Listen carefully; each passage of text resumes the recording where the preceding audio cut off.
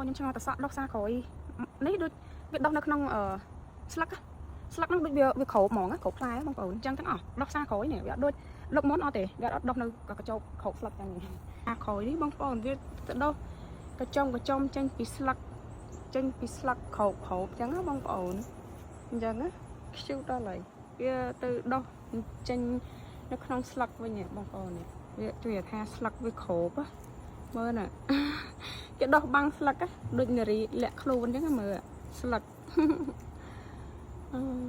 ខ្ជិលដល់នេះដូចគ្នាដែរនេះបងប្អូន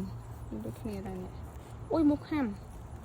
ចាវាបាំងនេះបងប្អូននេះបាំងស្លឹកអញ្ចឹងណាគេដោះខោស្លឹកឡើងខ្ជិលបងប្អូននេះ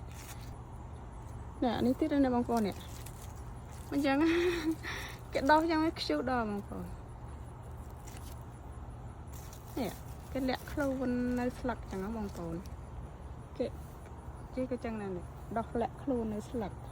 នេះចឹងដែរអូនេះបានកាត់ទៀតដោះលាក់ខ្លួននៅស្លឹកចឹងណាបងប្អូននេះដល់កាត់ទៅវែងអានេះ